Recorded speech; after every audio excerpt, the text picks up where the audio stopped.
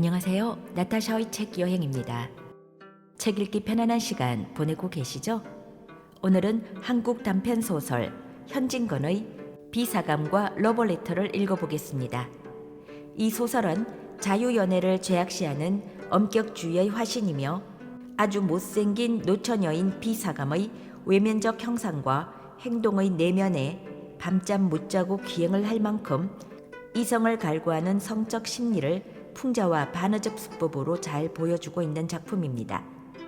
곰팡스런 굴비같이 여성다운 아름다움이라고는 전혀 찾아볼 수 없는 비사감은 사내란 믿지 못할 것, 또 여성을 잡아먹으려는 마귀인 것이라고 확신하는 남성 기피증 환자입니다. 그녀는 학생들에게 오는 편지를 모조리 검열할 뿐만 아니라 학생들을 만나러 오는 남자라면 아버지일지라도 결코 허락하지 않습니다. 그런데 어느 날 작품의 분위기와는 전혀 이질적인 어떤 괴상한 사건이 일어납니다. 나타샤와 함께 그 사건이 무엇인지 비사감을 따라가 봅니다. 비사감과 러브레터. C 여학교에서 교원 겸 기숙사 사감 노릇을 하는 비 여사라면 딱장대요, 독신주의자요, 찰진 야속꾼으로 유명하다. 40에 가까운 노처녀인 그는 주근깨 투성이 얼굴이 처녀다운 맛이란 약에 쓰려도 찾을 수 없을 뿐인가. 시들고 거칠고 마르고 누렇게 뜬 품이 곰팡스런 굴비를 생각나게 한다. 여러 겹 주름이 잡힌 훌렁 벗겨진 이마라든지 숱이 적어서 법대로 쪽지거나 틀어 올리지를 못하고 엉성하게 그냥 빗어넘긴 머리꼬리가 뒤통수에 염소똥만하게 붙은 것이라든지 벌써 늙어가는 자취를 감출 길이 없었다. 뾰족한 입을 앙 다물고 돋보기 너머로 쌀쌀한 눈을 노릴 때엔 기숙생들이 오싹하고 몸서리를 치리만큼 그는 엄격하고 매서웠다. 이 비여사가 직업을 하다시피 싫어하고 미워하는 것은 소위 러브레터였다. 여학교 기숙사라면 을에 그런 편지가 많이 오는 것이지만 학교로도 유명하고 또 아름다운 여학생이 많은 탓인지 모르되 하루에도 몇 장씩 죽느니 사느니 하는 사랑 타령이 날아 들어왔었다. 기숙생에게 오는 사신을 일일이 검토하는 터이니까 그따위 편지도 물론 비여사의 손에 떨어진다. 달짝지근한 사연을 보는 족족 그는 더할 수 없이 흥분되어서 얼굴이 불거락 푸러락 편지든 손이 발발 떨리도록 성을 낸다. 아무 까닭 없이 그런 편지를 받은 학생이야말로 큰 재변이었다. 하학하기가 무섭게 그 학생은 사감실로 불리어 간다. 분해서 못 견디겠다는 사람 모양으로 새근새근하며 방안을 왔다 갔다 하던 그는 들어오는 학생을 잡아먹을 듯이 노리면서 한 걸음 두 걸음 코가 맞닿을 만큼 바싹 다가 들어서서 딱 마주선다. 웬 영문인지 알지 못하면서도 선생의 기색을 살피고 겁부터 집어먹는 학생은 한동안 어쩔 줄 모르다가 간신히 모기만한 소리로 "저를 부르셨어요?" 하고 묻는다. "그래, 불렀다. 왜?" 팍 무는 듯이 한마디 하고 나서 매우 못마땅한 것처럼 교위를 우당퉁탕 당겨서 털썩 주저앉았다가 학생이 그저 서 있는 걸 보면 "장승이냐? 왜 앉지를 못해?" 하고 또 소리를 빽 지르는 법이었다. 스승과 제자는 조그마한 책상 하나를 세에 두고 마주 앉는다. 앉은 뒤에도 "네 죄상을 네가 알지?" 하는 것처럼 아무 말 없이 눈살로 쏘기만 하다가 한참 만에야 그 편지를 꺼집어내어 학생의 코앞에 동댕이를 치며 "이건 누구한테 오는 거냐?" 하고 문초를 시작한다. 앞장에 제 이름이 써였는지라 "저한테 온 것이야요" 하고 대답 안 할 수 없다. 그러면 발신인이 누구인 것을 재쳐 묻는다. 그런 편지는 항용으로 발신인의 성명이 똑똑지 않기 때문에 주저주저 하다가 자세히 알 수 없다고 내대일 양이면 "너한테 오는 것을 네가 모른단 말이냐?"고 불호령을 내린 뒤에 또 사연을 읽어보라 하여 무심한 학생이 나적나적 하나마 꿀같은 구절을 입술에 올리면 비여사의 역정은 더욱 심해져서 어느 놈의 소위인 것을 기어이 알려 한다. 기실 보도 듣도 못한 남성의 한 노릇이요 자기에게는 아무 죄도 없는 것을 변명하여도 고지 듣지를 않는다. 바른 대로 아려워야 망정이지 그렇지 않으면 퇴학을 시킨다는 둥. 제 이름도 모르는 여자에게 편지할 리가 만무하다는 둥. 필연 행실이 부정한 일이 있으리라는 둥. 하다못해 어디서 한번 만나기라도 하였을 테니 어찌해서 남자와 접촉을 하게 되었냐는 둥. 자칫 잘못하여 학교에서 주최한 엄학회나 바자에서 혹 보았는지 모른다고 졸리다 못해 주어댈 것 같으면 사내의 보는 눈이 어떻더냐, 표정이 어떻더냐, 무슨 말을 건네더냐, 미주알 고주알 캐고 파며 어르고 볶아서 넉넉히 10년 감수는 시킨다. 2시간이 넘도록 문초를 한 끝에는 사내란 믿지 못할 것, 우리 여성을 잡아먹으려는 마귀인 것, 연애가 자유인이 신성인이 하는 것도 모두 악마가 지어낸 소리인 것을 입에 침이 없이 열에 떠서 한참 설법을 하다가 닦지도 않은 땅바닥에 그대로 무릎을 꿇고 기도를 올린다. 눈에 눈물까지 글썽거리면서 말끝마다 하나님 아버지를 찾아서 악마의 유혹에 떨어지려는 어린 양을 구해달라고 대삼고 곱삼는 법이었다. 그리고 둘째로 거의 싫어하는 것은 기숙생을 면회하러 오는 일이었다. 무슨 핑계를 하든지 기어이 못 보게 하고 만다. 친부모 친동기간이라도 규칙이 어떠니 상학 중이니 무슨 핑계를 하든지 따돌려 보내기가 일수다. 이로 말미암아 학생이 동맹 휴학을 하였고 교장의 설교까지 들었건만 그래도 버릇은 고치려 들지 않았다. 이 비사감이 감독하는 그 기숙사에 금년 가을 들어서 괴상한 일이 생겼다느니보다 발각되었다는 것이 마땅할는지 모르리라. 왜 그런고 하면 그 괴상한 일이 언제 시작된 것은 귀신밖에 모르니까.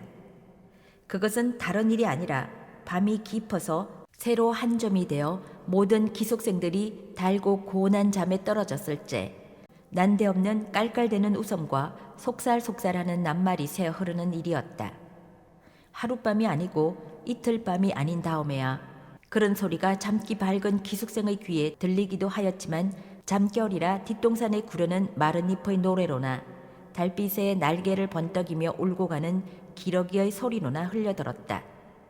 그렇지 않으면 도깨비의 장난이나 아닌가 하여 무시무시한 정이 들어서 동무를 깨웠다가 좀처럼 동무는 깨지 않고 제 생각이 너무나 어리먹고 어이없음을 깨달으면 밤소리 멀리 들린다고 학교 이웃집에서 이야기를 하거나 또 딴 방에 자는 제 동무들의 잠꼬대로만 여겨서 스스로 안심하고 그대로 자버리기도 하였다.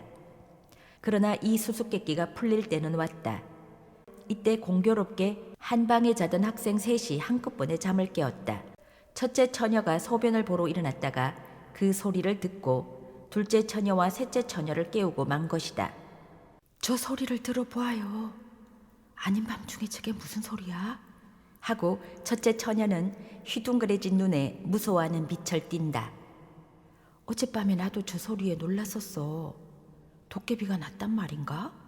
하고 둘째 처녀도 잠 오는 눈을 비비며 수상해한다. 그 중에 제일 나이 많을 뿐더러 많아봤자 18밖에 아니 되지만 장난 잘 치고 짓궂은 짓 잘 하기로 유명한 셋째 처녀는 동무 말을 못 믿겠다는 듯이 이윽히 귀를 기울이다가 나는 수상한걸? 나도 언젠가 한번 들어본 법도 하구먼. 뭘? 잠 많이 오는 애들이 이야기를 하는 게지. 이때 그 괴상한 소리는 떼떼굴 웃었다. 새 처녀는 귀를 소스라쳤다. 적적한 밤 가운데 다른 파동 없는 공기는 수상한 말맞이를 곁에서나 나는 듯이 또렷또렷이 전해주었다. 오, 태훈씨, 그러면 작히 좋을까요? 간드러진 여자의 목소리다. 경숙씨가 좋으시다면 내야 얼마나 기쁘겠습니까? 아, 오직 경숙씨에게 바친 나의 타는 듯한 가슴을 이제야 아셨습니까? 정렬했던 사내의 목청이 분명하였다. 한동안 침묵. 이제 그만 놓아요. 키스가 너무 길지 않아요? 행여 남이 보면 어떡해요? 아양 떠는 여자 말씨. 길수록 더욱 좋지 않아요? 나는 내 목숨이 끊어질 때까지 키스를 하여도 길다고는 못하겠습니다. 그래도 짧은 것을 하나겠습니다. 사내의 피를 뽑는 듯한 이 말것은 계집의 자지러진 웃음으로 묻혀버렸다. 그것은 묻지 않아도 사랑에 겨운 남녀의 허물어진 수작이다. 감금이 지독한 이 기숙사에 이런 일이 생길 줄이야. 세 처녀는 얼굴을 마주 보았다. 그들의 얼굴은 놀랍고 무서운 빛이 없지 않았으되 점점 호기심에 번쩍이기 시작하였다. 그들의 머릿속에는 한결같이 로맨틱한 생각이 떠올랐다. 이 안에 있는 여자 애인을 보려고 학교 근처를 되돌고 곱돌던 사내 애인이 타는 듯한 가슴을 걷잡다 못하여 밤이 이석하기를 기다려 담을 뛰어넘었는지 모르리라. 모든 불이 다 꺼지고 오직 밝은 달빛이 은가루처럼 서리인 창문이 소리 없이 열리며 여자 애인이 흰 수건을 흔들어 사내 애인을 부른지도 모르리라. 활동사진에 보는 것처럼 기나긴 피륙을 내리워서 하나는 위에서 당기고 하나는 밑에서 매달려 디롱디롱하면서 올라가는 전경이 있었는지 모르리라. 그래서 두 애인은 만나가지고 저와 같이 사랑의 속삭그림에 잦아졌는지 모르리라. 꿈결 같은 감정이 안개 모양으로 눈부시게 세 처녀의 몸과 마음을 휩싸돌았다. 그들의 뺨은 후끈후끈 달았다. 괴상한 소리는 또 일어났다. 난 싫어요. 당신 같은 사내는 난 싫어요. 이번에는 매몰스럽게 내어대는 모양. 나의 천사, 나의 하늘, 나의 여왕, 나의 목숨, 나의 사랑. 나를 살려주시오. 나를 구해주어요. 사내의 애를 조리는 간청. 우리 구경 가볼까? 짓궂은 셋째 처녀는 몸을 일으키며 이런 제의를 하였다. 다른 처녀들도 그 말에 찬성한다는 듯이 따라 일어섰어대 의아와 공구와 호기심에 뒤섞인 얼굴을 서로 교환하면서 얼마쯤 망설이다가 마침내 가만히 문을 열고 나왔다. 쌀벌레 같은 그들의 발가락은 가장 조심성 많게 소리나는 곳을 향해서 곰실곰실 기어간다. 컴컴한 복도에 자다가 일어난 새 처녀의 흰 모양은 그림자처럼 소리 없이 움직였다. 소리나는 방은 어렵지 않게 찾을 수 있었다.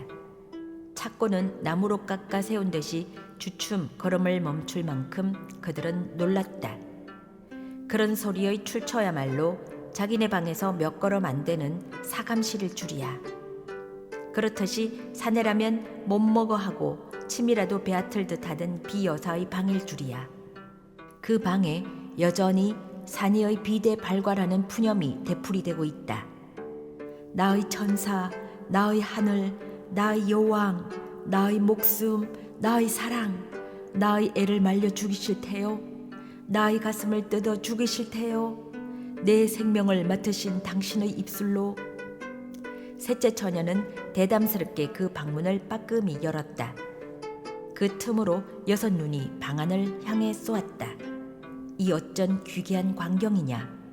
전등불은 아직 끄지 않았는데 침대 위에는 기숙생에게 온 소위 러브레터의 봉투가 너저분하게 흩어졌고 그 알맹이도 여기저기 두서없이 펼쳐진 가운데 비여사 혼자 아무도 없이 제 혼자 일어나 앉았다. 누구를 끌어당길듯이 두 팔을 벌리고 안경을 벗은 건시 안으로 잔뜩 한 곳을 노리며 그 굴비쪽 같은 얼굴에 말할 수 없이 애원하는 표정을 짓고는 키스를 기다리는 것 같이 입을 쫑긋이 내어민 채 사내의 목청을 내어가면서 아까 말을 중얼거린다. 그러다가 그 넋두리가 끝날 겨를도 없이 급작스레 앵 돌아서는 신용을 내며 누구를 뿌리치는 듯이 연애 손짓을 하며 이번에는 톡톡 쏘는 계집의 음성을 지어 난 싫어요. 당신 같은 사내는 난 싫어요. 하다가 재물에 자지러지게 웃는다. 그러더니 문득 편지 한 장을 물론 기숙생에게 온 러브레터의 하나를 집어들어 얼굴에 문지르며 정 말씀이야요. 나를 그렇게 사랑하셔요?